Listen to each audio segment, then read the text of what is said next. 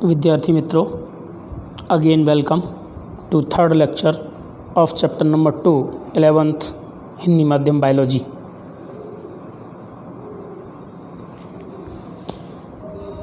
हमने 3 जगत के बारे में पढ़ा। कवक सेकंड लेक्चर में पढ़ा। अभी हम पादप जगत के बारे में बात करेंगे।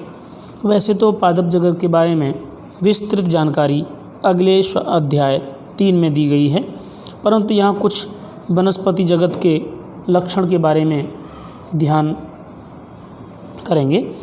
तो वनस्पतियाँ क्लोरोफिलिक तो होती हैं, यूकैरियोटिक होती हैं, सजीव पादप कहलाते हैं। कुछ पादप जैसे कि ब्लैडर बर्ड तथा वीनस फ्लाईट्रिप आंशिक विषमपोषी कीटभक्षी होते हैं, जबकि कुछ परजीवी जैसे अमरबेल कुस्कुटा हैं। लक्षण: कोशिका विकृति सेलुलोज की बनी होती है, यह वनस्पति का मुख्य लक्षण है। दूसरी बात करें तो प्लांट जगत में शैवाल, टाइडोफाइटा, जिम्नोस्पर्म तथा एंजियोस्पर्म आते हैं, जिनका अध्ययन हम चैप्टर नंबर 3 में करने वाले हैं। पादप के बारे में विस्तृत जानकारी वहीं पर मिलेगी आपको। अगर पादप के जीवन चक्र के बारे में बात करें शॉर्ट में, तो जीवन चक्र में 2 अवस्थाएं होती हैं, एक बीजाणुद्भिद और दूसरी युग्मकोद्भिद। बीजाणुद्भिद अवस्था द्विगुणित होती है और युग्मकोद्भिद अवस्था अधिकतर अगुणित होती है। दोनों अवस्थाओं का समय काल भिन्न होता है, यानी कि ये जैसे पूरा चक्र चले तो इसमें कम समय युग्मकोद्भिद चले या अधिक समय युग्मकोद्भिद चले हो सकता है। युग्मनज 2n में अर्धसूत्री मियोसिस द्वारा अगुणित बीजाणु बनते हैं।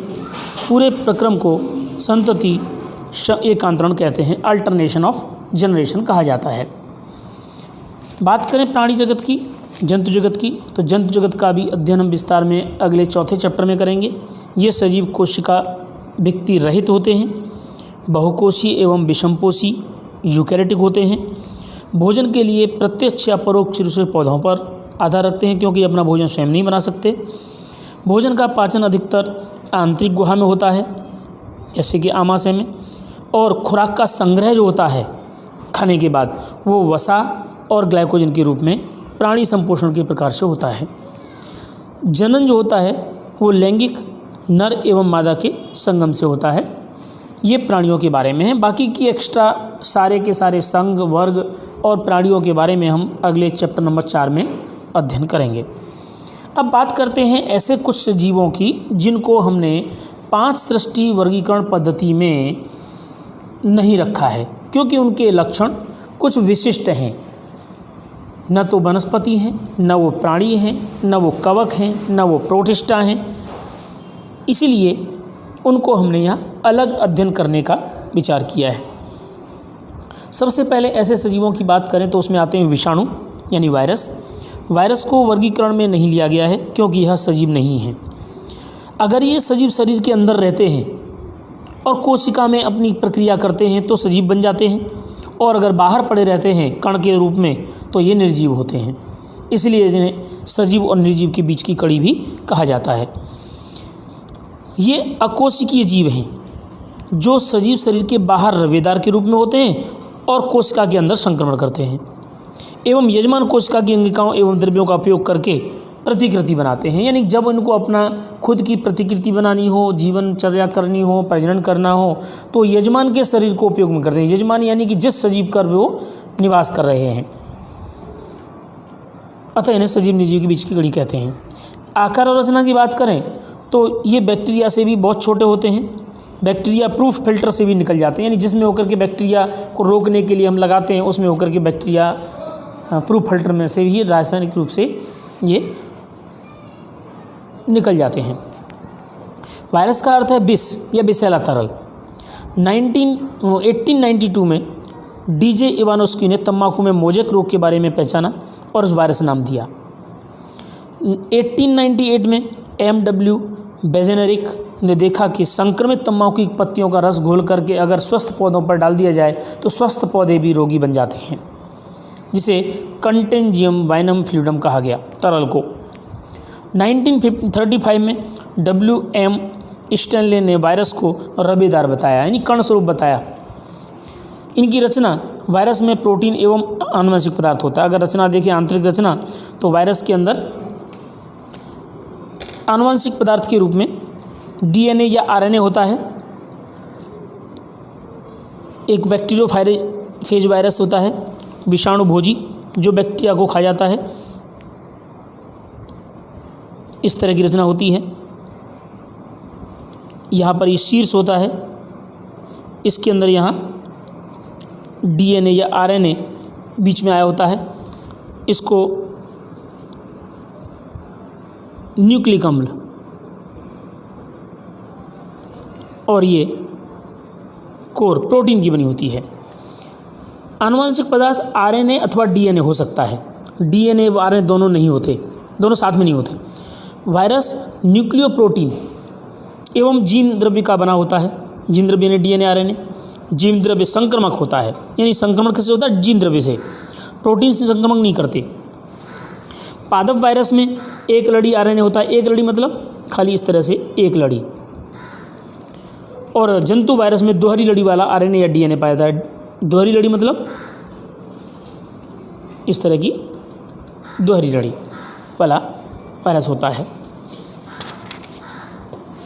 यहाँ बैक्टीरियोफेज की बात करें, जो मैंने अभी पहले चित्र बताया है, टोबैको मोज़ेक की वायरस की बात करें तो टोबैको मोज़ेक वायरस इस तरह का होता है।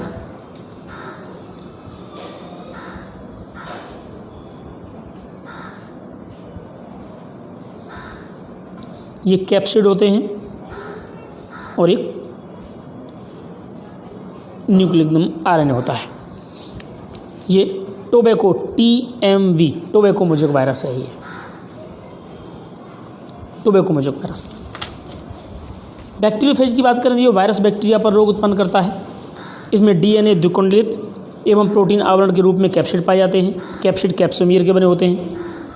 कैप्सिड न्यूक्लिक एसिड को संश्लेषित करता है, इससे रोग उत्पन्न होते हैं। वायरस जन्य रोग में जैसे कि मम्प्स, चेचक, हर्पीस यानी घाव, छाले तथा इन्फ्लुएंजा जैसे रोग उत्पन्न करते हैं वायरस। वायरस की बात है, ये बैक्टीरियोफेज की वायरस नहीं है, वायरस की बात है अलग। बैक्टीरियोफेज टॉपिक अलग रहा। मनुष्य में एड्स रोग वायरस जन्य है, जो आरएनए द्वारा होता है। पौधे में पर्णमोज़ेक, पर्णकुंचन, पीला पड़ना, बौना पौधा होना, वृद्धि अवरुद्ध होना, ये वायरस जन्य होते हैं। कभी कभी कुछ वनस्पतियों की पत्तियों पर धब्बे देखे होंगे, वे धब्बे वायरस जन्य होते हैं। आलू के ऊपर वायरस से रोग असर करते हैं। दूसरी बात करें वायरस से भी कुछ छोटे सजीवों की, तो वेरोइड्स, इनकी खोज 1971 में डायनर ने की थी। यह वायरस से भी छोटा होता है। इसमें मुक्त आरएनए पाया जाता है, यानी इसके ऊपर कैप्सिड नहीं पाए जाते। वायरस जैसा कैप्सिड का प्रोटीन आवरण नहीं पाया जाता, जिसमें इन्हें वायरॉइड्स कहते हैं। वायरॉइड्स के आरएनए अणुभार कम होता है। जो वायरॉइड के अंदर जो आरएनए अणुभार होता है बहुत कम होता है, यानी छोटा सा होता है, अणुभार कम होता है। इससे भी छोटी एक संरचना है जो प्रोटीन युक्त होती है और कैप्सिड होता है, लेकिन आरएनए डीएनए नहीं पाया जाता, उसे कहते हैं प्रोशंक प्रियोन। फोल्ड्स मतलब मोड़ युक्त प्रोटीन वाले कारकों की बनी होती है, इस तरह की। सल्फर बॉन्ड्स होते हैं। इनका आकार वायरस के आकार जैसा आरएनए अनुपस्थित नहीं होता, वायरस जैसा होता है लेकिन आरएनए अनुपस्थित होता है। आधुनिक चिकित्सा में कुछ संक्रामक न्यूरोलॉजिकल तंत्रिकीय बीमारियां उत्पन्न करने वाले प्रियॉन्स शोधे गए हैं। प्राणियों में वोबाइन स्पंजीफॉर्म और एन्सेफेलोपैथी बीमारी, और मवेशियों में भेड़ काऊ रोग एवं मनुष्य में CR जैकोब रोग, ये प्रशंक द्वारा होते हैं या प्रियन द्वारा होते हैं। दूसरे कुछ ऐसे भी सजीव हैं जिनको न शैवाल में रखा गया, न लाइकन में, कवक में रखा गया, जिनका अध्ययन हम करने वाले हैं, उनमें नहीं रखा गया। तो ये हैं लाइकन शैवाल एवं कवक के सहजीवन से बनती रचनाएं हैं, जिनमें कुछ तंतु लाइकन के होते हैं, इस तरह से। लाइकन और शैवाल, इन्हें हम शैवाल कह देते हैं, नीले रंग के बनाए। और कवक की बात करें तो कवक इनके ऊपर कवक तंतु के रूप में फैले होते हैं। दोनों कॉम्बिनेशन द्वारा एक दूसरे से जुड़े रहते हैं। दोनों एक दूसरे का साथ देते हैं, दोनों एक दूसरे के पूरक हैं। शैवाल के घटक शैवालांश, फाइकोबॉइंट, ये शैवाल के घटक हैं ब्लू कलर के। ये खुराक बनाते हैं प्रकाश संश्लेषण कर और कवक को आहार के रूप में देते हैं। इसके बदले में कवक पानी का शोषण करके और खनिज पदार्थ शैवाल को प्रदान करता है। इस तरह दोनों में सहजीवन व्यतीत होता है। कवक शैवाल के लिए आश्रय पानी एवं खनिज पदार्थ करता है, जिसका सहवास अत्यंत घनिष्ठ होता है, इसको अलग नहीं किया जा सकता। दूर से देखेंगे तो दोनों को ऐसा नहीं कह सकते दो चीज़ें हैं ये। दूसरा सबसे ज़्यादा इम्पोर्टेंट कवक ये लाइकन की जो महत्ता है वो ये है कि प्रदूषक के अच्छे संकेत देते हैं, यानी जहाँ पर प्रदूषण होगा वहाँ पर ये नहीं पाए जाते, क्योंकि लाइकन प्रदूषित क्षेत्र में उग नहीं पाते। तो ये मित्रों आपका ये चैप्टर पूरा हुआ, तीसरा लेक्चर कंप्लीट हुआ, यानी कि second chapter complete. Thank you.